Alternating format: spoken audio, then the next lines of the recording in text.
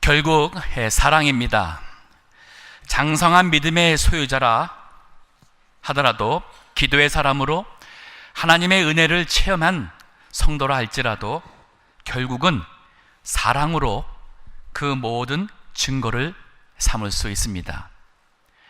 지난주에 우리 예수님의 가르침 되시는 원수를 사랑하라는 말씀을 돌아보았습니다. 그 원수를 사랑한다는 그 말씀의 실천이 무엇이고, 또 우리가 사랑해야 될 대상이 누구인지, 그 실천에 있어서는 미워하는 자를 위하여 선대하고, 저주하는 자를 위하여 축복하고, 또 모욕하는 자를 위하여 기도하라 하신 주님의 말씀, 이 뺨을 치면은 첫 뺨을 돌려대는 그러한 인내, 또 억지로 겉옷을 빼고자 할 때에 속옷까지 주는 그러한 양보함, 우리가 항상 베풀고 대접하라 하신 주님의 말씀, 원수 사랑의 실천입니다. 그러면 우리가 사랑해야 될 대상은, 너희가 너희를 사랑하는 자만 사랑하면 칭찬받을 것이 무엇이뇨? 죄인들도 이같이 하느니라 그랬어요. 사랑하지 않는 사람, 나를 선하게 대하지 않는 사람이라 할지라도 우리가 그를 사랑하라 그랬습니다. 오늘 본문에서는 주님 말씀이 계속 이어져 갑니다. 여기서는 원수 사랑의 자세입니다. 우리가 원수를 사랑할 때 어떠한 자세를 가져야 되는지, 그리고 더 나아가서 마지막으로 원수를 사랑하는 자가 누리는 축복에 대해서, 원수 사랑의 축복, 오늘 나눌 두 번째 대지가 되겠습니다.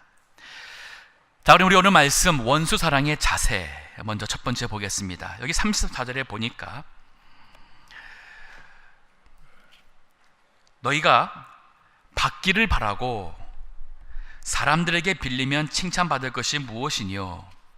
죄인들도 의수히 받고자, 당연히 마땅히 받고자 하여 죄인에게 빌리느니라. 원수를 사랑하는 자세가 두 종류가 있습니다. 하나는 세상 죄인의 자세가 있고, 또 하나는 천국 성도의 자세가 있습니다. 여기 34절 같은 경우는 세상 죄인의 자세, 여기 말하는 죄인은 하나님을 믿지 아니하는, 모르는 모든 세상 사람을 다 포함하는, 그래서 하나님 말씀대로 살아가지 않는 그러한 사람들을 다 포함하는 죄인입니다. 그러면 하나님 믿지 않는 사람들도, 그들도 빌려줍니다. 하지만 그들은 되받을 것을 기대하면서 준다는 말이죠. 주님은 그러지 말라 그랬어요. 여기서 빌려준다는 말은 은행이나 무슨 비즈니스 하는 사람들이 대출하는 것을 말하는 것이 아니라, 여기 말하는 상황은 우리가 선행을 베푼다, 구제를 한다, 이런 일을 할 때에 무엇을 대받으려고 하지 말라는 말이에요. 마치 사람들이 내가 무슨 선행을 하면 신문에 사진이 올라가고 사람들이 그걸 보고, 당신 참 훌륭한 일 하는군요, 그 자체로서 주님의 말씀에 어긋나는 거예요. 자, 우리 마태복음 6장 1절에서부터 보면은 주님께서 이에 관련한 말씀을 주셨어요. 마태복음 6장 1절에서 4절. 사람에게 보이려고 그들 앞에서 너희 의를 행치 않도록 주의하라. 그렇지 아니하면 하늘에 계신 너희 아버지께서 상을 얻지 못하느니라. 여기 중요한 포인트는 사람에게 보이려고가 있어요. 우리가 행하는 모든 의, 사실 귀하죠. 얼마나 아름답습니까? 의로운 행실. 근데 그것이 사람에게 보이려고 하면은 하나님께는 아무 의미가 없다는 말이에요. 2절. 그러므로 구제할 때에 외식하는 자가 사람에게 영광을 얻으려고 회당과 거리에서 하는 것 같이 너희 앞에 나팔을 불지 말라. 진실로 너희에게 이르노니 저희는 자기 상을 이미 받았느니라. 네, 여기서도 사람에게 영광을 얻으려고, 그러니까 하나님이 안 보이고 항상 이 세상에, 이 육신의 눈으로 보이는 육신의 세상에서 육신의 일과 육신의 사람을 할 때에 하나님께는 상급이 없다는 말이에요. 이거는 세상 죄인들의 선행하는 자세지요. 그러니까 우리 교회는 입구에 들어오시다 보면 헌금함이 있습니다. 헌금도 사람에게 보이려고 하는 것이 아니죠. 하나님께서 주신 은혜가 크기 때문에 그 은혜가 감사해서 주일날 교회 오기 전에 주님을 생각하며 받은 은혜를 생각하며 미리 준비하여서 하나님 앞에 하라고, 이것이 바로 우리의 주님의 말씀을 실천하는 작은 하나의 우리 교회의 모습입니다. 우리 온 성도님들이 하나님 앞에서 신앙생활 하시기를 원합니다. 헌금을 드릴 때 하나님 앞에서 드리시고, 찬양할 때, 예배 드릴 때, 교회 봉사할 때, 심지어는 교회 기도 생활이든 또 선한 행실을 하든 무엇을 할 때에 항상 하나님만 생각하며 하는 사람, 이것이 세상 사람과 다른 거죠. 자, 그런가 하면 이제 천국 성도의 자세에 대해서 주님이 좀 더 설명을 해주고 있습니다. 35절에 보니 오직 너희는 원수를 사랑하고 선대하며 아무것도 바라지 말고 빌리라. 원수를 사랑한다 할지라도 또 선하게 대하는, 선행을 행하는 선대한다 할지라도 아무것도 바라지 말고 주라 그랬어요. 빌리라. 계속 보니 그리하면 너희 상이 클 것이요 또 지극히 높으신 이의 아들이 되리니 그는 은혜를 모르는 자와 악한 자에게도 인자로우심이니라. 너희 아버지의 자비하심 같이 너희도 자비하라. 우리 성도는 아무것도 바라지 말고 기대하지 말고 그저 선하게 사랑하고 선행하라는 주님의 말씀입니다. 왜 우리 믿는 사람은 이렇게 할 수 있을까? 그러면 손해보는 일이 있어도, 억울해도, 그래도 사길당해서도 그러면 우리가 이렇게 정말 착한 마음감 갖고는 바보처럼 살아야 되느냐 하는 질문을 할 수 있어요. 물론 힘들지요. 하지만 우리가 기도하면서 돌아보면은 우리는 정말 받은 게 많은 사람입니다. 이 세상 사람들이 그 무엇으로 살 수 없는 영생이라는 구원의 은혜를 받은 사람들이에요. 우리 예수님께서 마태복음 18장에 보게 되면은 베드로가 형제가 나에게 죄를 범하고 용서를 구할 때 7번까지 하오리까 할 때에 70번씩 7번까지 해라. 이게 7은 주님의 만수에 끝없이 하라는 얘기예요. 그러면서 비유를 들어줍니다. 어떤 사람이 임금에게 1만 달란트를 비쳤어요. 1 달란트는 6천 데나리온이고 한 데나리온은 남자가 하루 나가서 일해서 버는 돈이에요. 계산해 보니까 지금 돈으로 계산한다면 약 60억 불입니다. 6 billion dollars. 60억 불. 너무 액수가 많아서 무슨 이게 얼마나 많은지 모르시죠? 하루에 돈 얼마 정도 있으면 쓰기 좋겠습니까? 하루에 펑펑 돈 쓰고 싶다. 3천 불이면 넉넉하세요? 매일같이? 그러면 3만 불 매일같이 쓰시면 행복하시겠어요? 매일 33만 불을 50년 동안 써야지만 되는 돈이 60 빌리언이에요. 아니 60억 불이에요. 이 돈을 어떻게 갚겠습니까? 갚을 능력이 없죠. 그 임금이 그것을 탕감해 줬습니다. 근데 이 사람이 나가서 자기에게 빚진 10,000불 빚진 100데나리온 10,000불 빚진 사람을 용서하지 않고 감옥에 집어넣었어요. 그럴 때에 주님이 하신 말씀이 있습니다. 마태복음 18장 32절에서 35절 말씀. 이에 주인이 저를 불러다가 말하되 악한 종아, 네가 빌기에 내가 네 빚을 전부 탕감하여 주었거늘 내가 너를 불쌍히 여김과 같이 너도 내 동관을 불쌍히 여김이 마땅치 아니하냐 하고. 주님은 악하다 그랬어요. 우리 성도가 구원받아 하나님의 이 큰 이 영생의 구원을 받은 사람들이 다른 사람을 용서하지 못하고 선행하지 못한다면 악하다 그랬어요. 그리고 주님이 우리를 긍휼히 여긴 것처럼 우리도 긍휼히 여겨야 되지 않느냐. 계속 읽어주세요. 주인이 노하여 그 빚을 다 갚도록 저에게 옥졸들에게 붙이니라. 너희가 각각 중심으로 형제를 용서하지 아니하면 내 천부께서도 너희에게 이와 같이 하시리라. 우리가 아무것도 바라지 않고 원수를 사랑하고 선대하며 또 줄 수 있는 이유는 이미 우리가 넉넉히 받았기 때문이에요. 하나님에게서 받은 이 구원의 가치는 이 세상에 있는 모든 것을 다 줘도 살 수가 없는 겁니다. 우리가 건강을 잃으면 건강이 최고라고 하죠. 사실 엄격히 말하면 건강 다시 회복한들 10년 더 사시겠습니까? 20년 사시겠습니까? 언젠가는 우리가 죽습니다. 그때에 건강이 문제가 아니라 사느냐 죽느냐는 문제가 있을 때에 우리에게 영생이라는 이 의미는 그 무엇으로 값으로 비교할 수 없는 이 큰 은혜의 가치를 받은 걸 생각한다면 이미 우리 받은 거는 너무 많은 사람들이에요.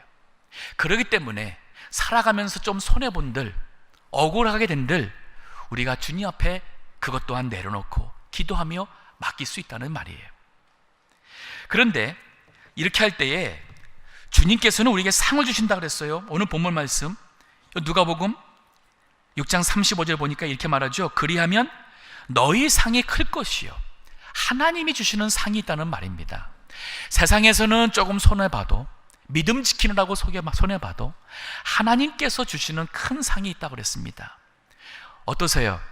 손해보지 않고 내가 누릴 거 다 누리고 취할 거 다 갖고 모든 수단 방법으로 원하는 것을 갖고 그러면서 잘 살고 싶으세요? 아니면 역으로 좀 손해본다 하더라도 하나님께서 주시는 큰 상 원하십니까? 전자세요? 후자세요? 전자라고 말하는 사람 별로 없을 겁니다. 하나님을 아신 분들은 다 후자라고 말하겠죠. 그렇기 때문에 그렇습니다.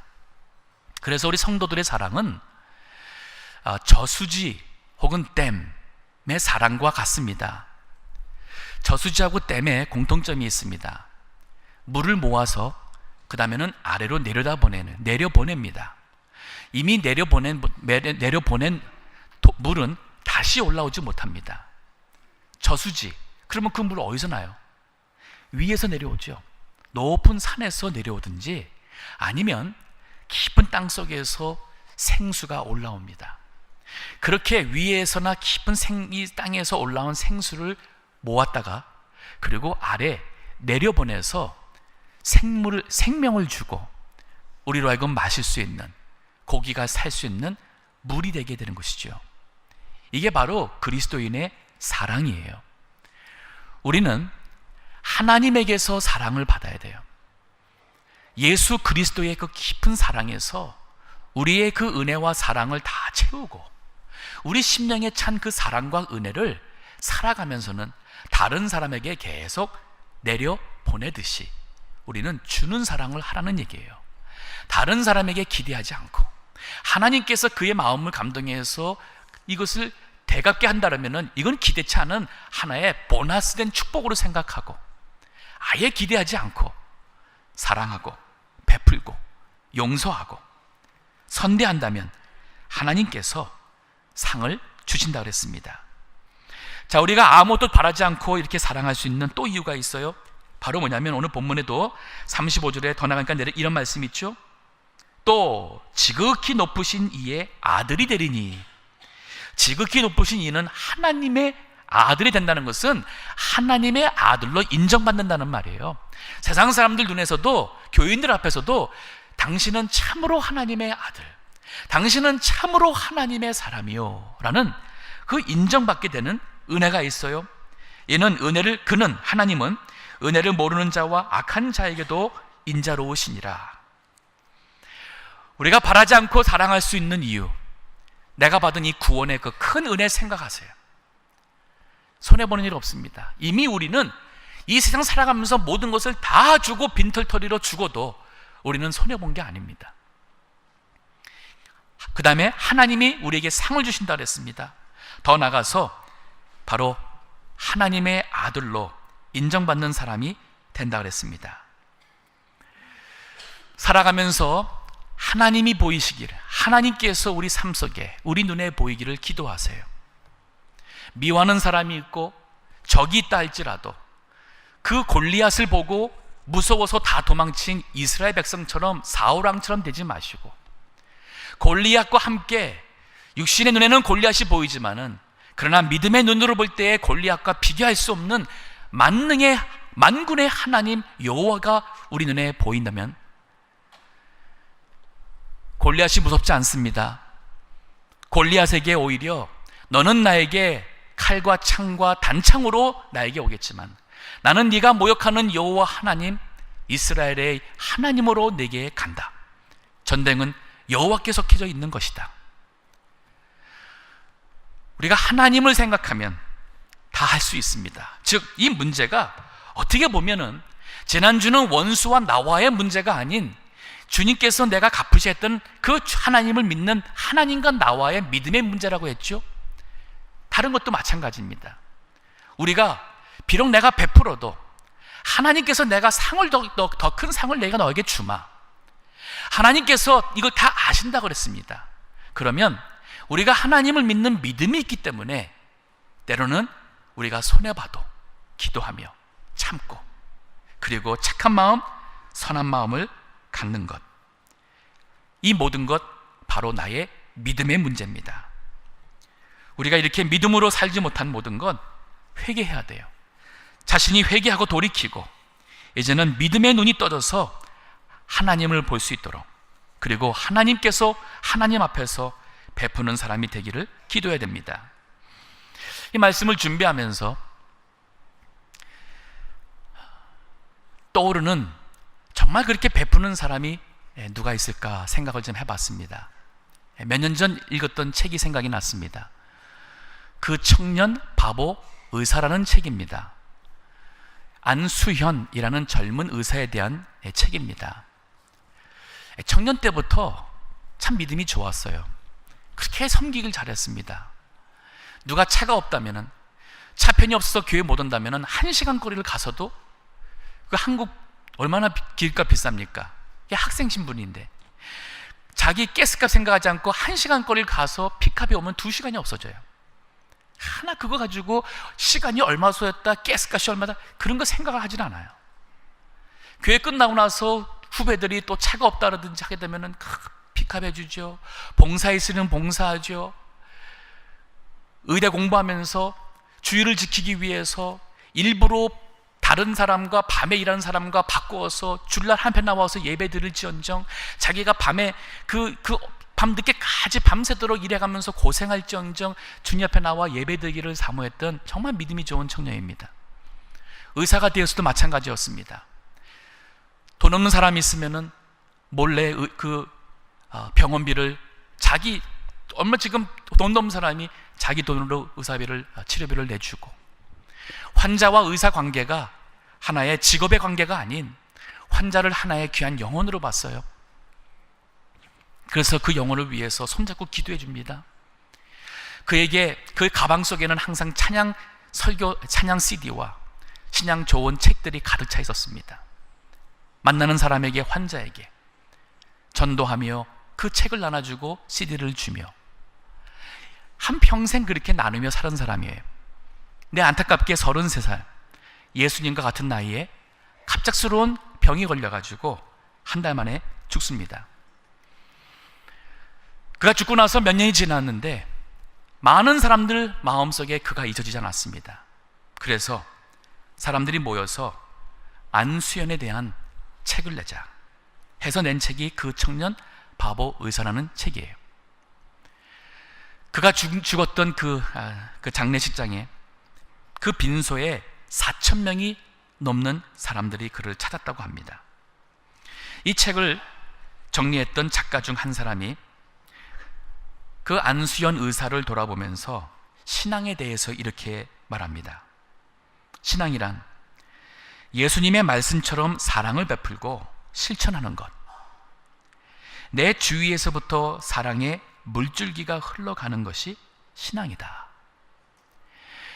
비록 30여 년밖에 안 산 이 젊은 청년, 짧은 청년의 삶이었는데 너무나도 많은 사람들에게, 교회 안이 아니라 교회 밖이나 이 많은 사람들에게 예수님의 사랑을 나누는 이 아름다운 신앙의 열매가 맺혔습니다.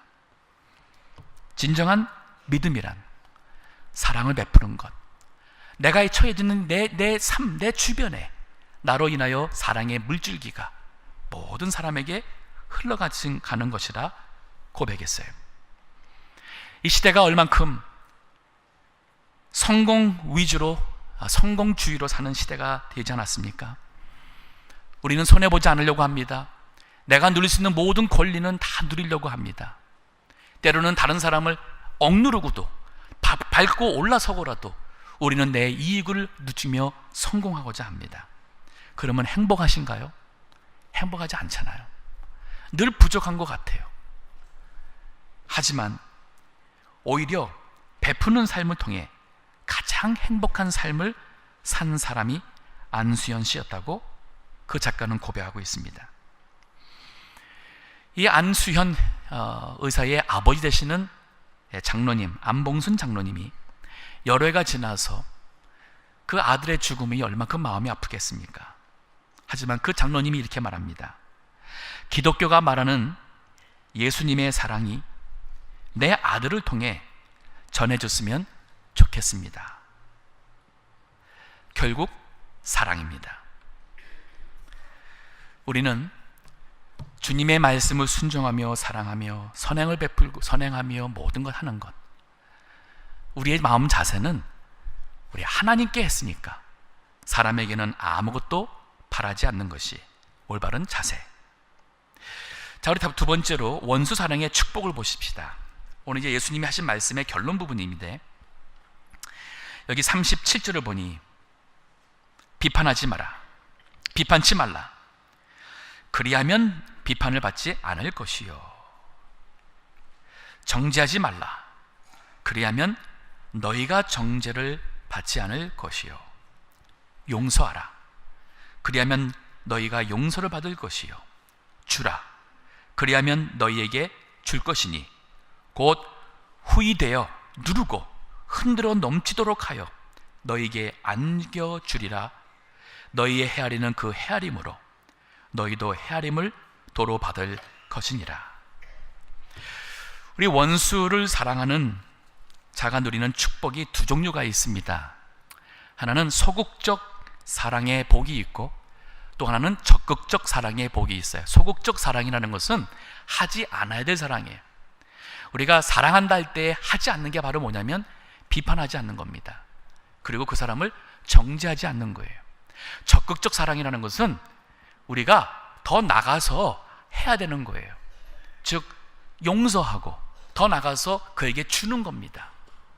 그래, 이 소극적 사랑을 하는 자가 누리는 그 복은 뭐냐면 주님도 우리를 정죄하지 않고 주님도 우리를 비판하지 않고 헤아리지 않는다는 얘기예요. 즉 주님도 우리에게 그만큼 은혜를 베풀어 주신다는 말입니다.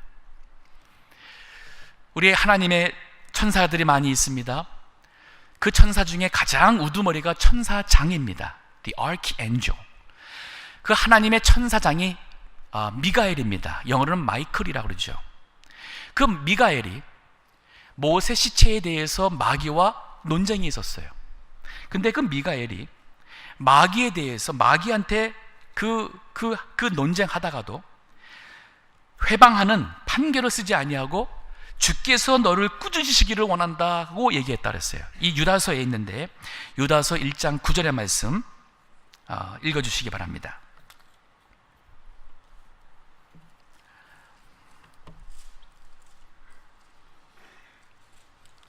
천사장 미가엘이 모세의 시체에 대하여 마귀와 다투어 변론할 때에 감히 회방하는 판결을 쓰지 못하고 다만 말하되 주께서 너를 꾸짖으시기를 원하노라 하였거늘. 하나님의 천사장 미가엘도 다른 사람도 아닌 마귀예요. 마귀와 지금 모세의 시체에 대해서 논쟁을 하는데 마귀가 하는 것 쳐놓고서는 거짓말하는 게 뭐가 있겠습니까? 그럼에도 불구하고 마귀에게 대해서 회방하지 않았다 그랬어요. 여기 회방이라는 것은 요즘에 개역 개정에 보면은 비방이라고 번역을 해놨습니다. 비방, 회방, 혹은 우리 바른 성경에서는 모욕이라고 그랬습니다.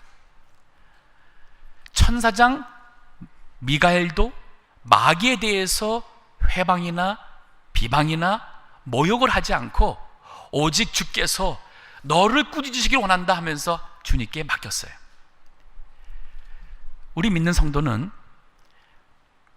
다른 사람을 비방하고 또 정죄하지 않을 때에 주님도 같은 은혜를 우리에게 베풀어 주시는 것이 바로 원수를 사랑하는 자가 누리는 축복입니다. 그럼 하나님께서 우리를 정죄하지 않고 우리를 참 비난하지 않는다는 이 자체가 얼마나 참 값진 것은 하나님이 얼마나 위대하신 분인지를 알 때에 이것이 가능한 거예요.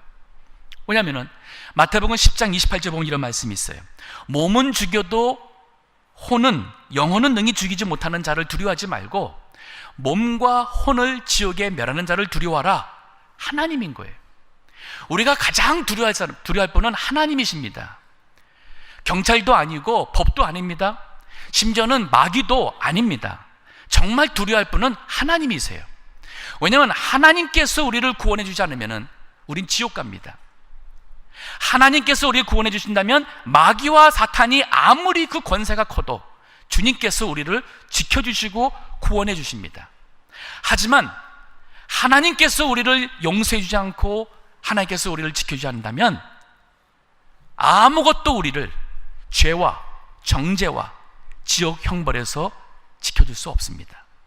그렇기 때문에 하나님을 가장 두려워해야 돼요. 이사야서 51장 12절에서 16절이 또 그런 말씀이 있는데 읽어주시기 바랍니다. 가라사대 너희를 위로하는 자는 나연을 너는 어떠한 자이기에 죽을 사람을 두려워하며 풀같이 될 인자를 두려워하느냐. 네, 여기 보니까 하나님께서 이렇게 말해요. 너희를 위로할 자는 난데 나연을 두 번이나 반복하죠. 너는 어떠한 자이기에 죽을 사람을 두려워하며 아무리 강한 자도 언젠간 죽습니다. 악한 자도 죽습니다. 그럼 언젠간 죽을 사람은 왜 두려워하느냐? 풀같이 될 인자를, 즉 풀같이 될 인간의 아들을 왜 두려워하느냐?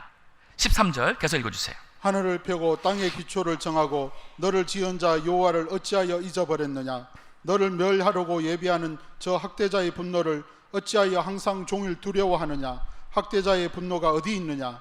결박된 포로가 속히 놓을 것이니 죽지도 아니할 것이요 구덩이로 내려가지도 아니할 것이며 그 양식이 핍절하지도 아니하리라. 하나님께서 왜 너희를 학대하는 자를 두려워하느냐지요? 두려워하지 말라 그랬습니다. 두려워할 필요가 없다 그랬습니다. 왜냐하면 주님께서 14절에 보니까 결박된 포로가 속히 놓일 것이니, 결박해 하신 것도 주님이었고 결박된 포로가 풀리게 하는 것도 주님이라는 말이에요. 그러니까 결국은 하나님을 두려워해야 되죠. 우리로 하여금 결박해 하신 것은 우리로 하여금 뭔가 잘못된 게 있어 깨닫게 하고자 하니까 이 모든 것을 허락하신 하나님을 우리가 생각하고 하나님께 회개해야 되는 것이요, 거기에서 풀을 수 있는 분도 하나님인 것을 깨닫고 하나님을 부르짖고 하나님을 경외해야 되는데 우리 눈에는 하나님이 안 보여요. 나를 결박하는 사람만 보입니다. 나를 힘들게 하는 상황만 보입니다. 그래서 원망하고 불평하고 미워하고 분노하고, 하나님이 보여야 돼요. 계속 읽어주세요. 나는 내 하나님 여호와라. 바다를 저어서 그 물결로 흉룡케 하는 자니 내 이름은 만군의 여호와니라. 내가 내 말을 내 입에 두고 내 손 그늘로 너를 덮었나니 이는 내가 하늘을 펴며 땅의 기초를 정하며 시온에게 이르기를 너는 내 백성이라 하려 하였음이니라. 하나님께서 당신의 백성에게 이렇게 말하잖아요. 나는 만군의 여호와 하나님이 아니냐? 내가 너를 지키지 않느냐? 그리고 하나님께서 너는 내 백성이라. 너는 내 백성이라. 로마서 8장 31에서 34절 말씀도 우리 신약에 와서도 같은 말씀이에요.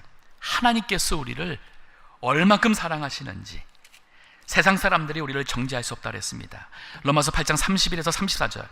그런즉 이 일에 대하여 우리가 무슨 말하리요? 만일 하나님이 우리를 오해하시면 누가 우리를 대적하리요? 자기 아들을 아끼지 아니하시고 우리 모든 사람을 위하여 내어주시니가 어찌 그 아들과 함께 모든 것을 우리에게 은사로 주지 아니하시겠느냐? 누가 능히 하나님의 택하신 자들을 송사하리요? 의롭다 하신 이는 하나님이시니 누가 정죄하리요? 네. 누가 정죄하리요? 누가 감히 하나님의 백성을 정죄하겠느냐? 예수 그리스도를 믿어서 예수 그리스도의 십자가로 모든 죄를 다 사함받은 하나님의 백성을 아무도 정죄할 수 없다. 아무도 송사할 수 없다. 하나님이 얼마나 사랑하시는지 자기 아들을 내어주신 그분께서 우리 모두를 위해서 주님이 무엇을 못 내어 주시겠느냐? 우리는 이렇게 큰 사랑 받은 사람입니다.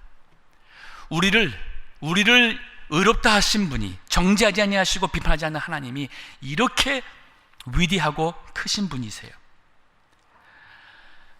제가 살아오면서 안타까운 일을 많이 당한 기억이 납니다. 그 중에 한 집사님이 있어요. 참 제가 사랑하고 아꼈던 집사님이신데 아주 똑똑하고 능력 있고 세상에서 참 인정받았고 교회의 큰 일꾼이었습니다. 근데 사람이 살아가다가 실수범할 수 있어요. 근데 실수를 범했습니다. 인터넷에서 이 아동 포르노를 다운로드 해가지고 그거를 소유했습니다. 근데 하필이면 그 사람이 FBI에서 그 집사님에게 요 타겟 루어를 했어요. 그러니까 함정 수사를 한 거예요. 다운로드 하자마자 그날 저녁에 집에 왔는데 바로 FBI가 들어와서 컴퓨터와 모든 것을 증거물로 가져갔어요. 미국은 아동 포르노를 보거나 소유하거나 매매를 하게 되면 벌이 큽니다. 가령 아동 포르노 사진 하나만 갖고 있어도 5년까지 징역을 갈 수 있어요. 벌금 20만 불까지. 이렇게 무서운 미국에 법에 하필 걸렸습니다. 아무리 노력해도 다 안 됐습니다. 결국 감옥에 갔습니다. 그 좋은 직장 잃어버리고 사회의 명예 다 잃어버리고 얼마나 참 마음 아픈 일인지 3년 후에 나와서 추방당했습니다. 근데 진짜 마음이 아프고 화가 나는 것은 뭐냐면 그 이름이 섹스 오펜더 리스트에, 성범죄자 이름 위에, 그 리스트에 올라가 있어요. 평생, 죽을 때까지. 어디 가서 무슨 일을 하려고 한들, 직장 잡으려고 한들, 신원조회를 하면은 이 사람은 성범죄자. 이게 평생 따라다녀요. 이렇게 법이 무섭습니다. 그런데 하나님께서 이렇게 정말 너무 억울하고 후회스럽지만은 벗어버릴 수 없는 이 죄의 짐에서 하나님은 뭐라 그래요? 비판하지 않는다 그랬어요. 정죄하지 않는다 그랬어요. 히브리서 10장 17절 말씀. 또 너희 죄와 너희 불법을 내가 다시 기억지 아니하리라 하셨으니. 한 번 더 읽어주세요. 또 너희 죄와 너희 불법을 내가 다시 기억지 아니하리라 하셨으니. 하나님께서 너희 죄와 불법을 다시 기억하지 않겠다. 우리 하나님께서 용서하신다는 그 말씀은 지나간 과거 다 용서했어요. 주님은 기억하지 않는다 그랬습니다. 우리 믿는 성도들이 아버지의 인자하심 같이 인자하라, 내가 거룩하니 너희도 거룩하라. 우리가 주님을 닮아간다는 말은 무슨 말이에요? 우리도 마찬가지로 그 사람의 허물, 그 사람의 과거 다 용서할 줄 알아야 돼요. 덮어주세요. 저는 교회 와서, 우리 교회 이렇게 할 때 어떤 분이 왔을 때에 어떤 분이 저한테 와서 목사님 저 사람 과거에 어떤 사람입니다 얘기해 주는 거 저는 사실 썩 좋아하지 않습니다. 시간이 지나가면서 알게 될 때가 있을 것이고 또 조심해야 될 사람이라면 아마 그런 것이 없잖아 있을 겁니다. 그런데 뭔가 새로운 마음으로 정말 잘 믿고자 왔는데 과거의 이 사람 어떻게 한 것입니다. 그것이 바로 10년 전, 20년 전, 아니 결혼하기 전 과거의 그 문제들, 아니 그 부모의 문제들, 이것까지 해서 한다면, 그 말이 본인에게 들어간다면 어떻게 되겠어요? 그건 교회가 아니죠. 하나님은 기억지 않는다 그랬는데 왜 우리는 용서하지, 기억하고 그걸 잊어버리지 못하고 그 사람을 늘 그 과거의 그것을 우리가 하고 지나가는 건가요? 사도 바울도 살인자였습니다. 사마리아 여인도 결혼 5번 실패했던 부도덕한 여자였습니다. 성경에 나오는 모든 사람들 보면 다 죄인이에요. 여러분이나 저도 하나 앞에 설 수 없는 죄인이에요. 그렇기 때문에 여기 주님의 말씀이 바로 하나님께서 우리가 주님의 말씀대로 비방하지 않고 정죄하지 않을 때 하나님도 우리를 비방하지 않고 정죄 안 한다는 거예요. 하나님 앞에서는 더 이상 성범죄자가 아닙니다. 더 이상 살인자도 아니고 사기꾼도 아니에요. 이게 얼마나 큰 사랑이고 얼마나 큰 은혜예요. 그렇기 때문에 적극적인 사랑을 하는 사람이 되어야 됩니다. 그건 바로 용서하는 것이고 주는 것입니다. 용서할 때 우리 하나님도 우리를 용서한다 그랬습니다. 더 나아가서 우리는 주라 그랬습니다.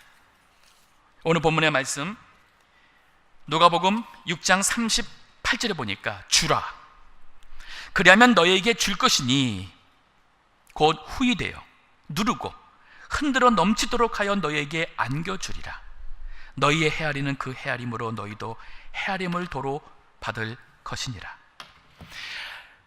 우리는 세상 물질 조금 줬는데 하나님께서는 우리에게 넘치도록 준다는 얘기예요. 얼마큼 넘치도록 주냐면은 우리 어릴 적에 쌀 가게 가면은 바닥에 쌀 이만큼 해놓고서는 사람 살 사러 가면은 이렇게 그 대나 말이 있습니다. 그러면은 거기다가 쌀을 퍼서는 막대기로 그 위를 싹 잘라서는 그 다음에 종이에 이렇게 담아서 줬던 기억이 납니다. 여기 지금 그 모습이에요. 하나님은 우리에게 주시는데 그 뒤에다가 넘치도록 담았어요. 그리고는 꾹꾹 눌렀습니다. 혹시 빈틈이 있을까 흔들었습니다.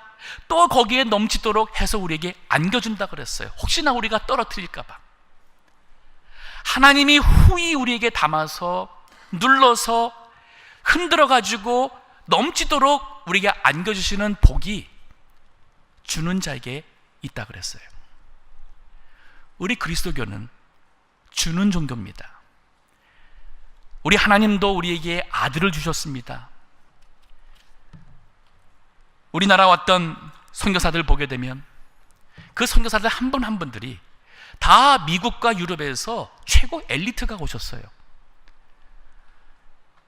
공부 많이 하신 그러한 사람들, 의사와 박사들이었고 그들이 와서 무지한 우리 한국 사람을 위해서 병원 세우고 학교 세워서 가르쳐주고 우리 민족에 큰 은혜를 끼쳤어요.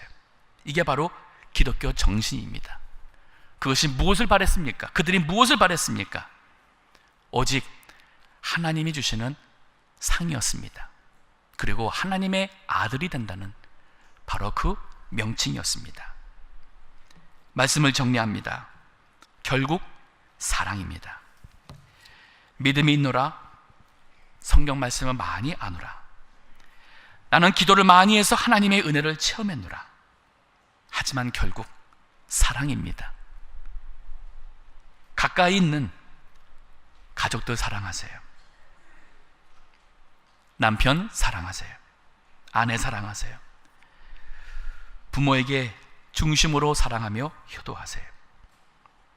자녀와 형제와 직장 동료, 우리 교인들 서로 사랑합시다. 우리의 기도가 예수님과 같은 마음, 예수님과 같은 생각, 예수님과 같은 삶을 살기를 소원합니다 라고 기도하고 예수님을 생각나게 하는 사랑의 사람, 바보 같은 그리스도인이라는 명칭을 듣기를 소원합니다 하는 기도가 될 수 있기를 주의 이름으로 축원합니다. 기도하겠습니다.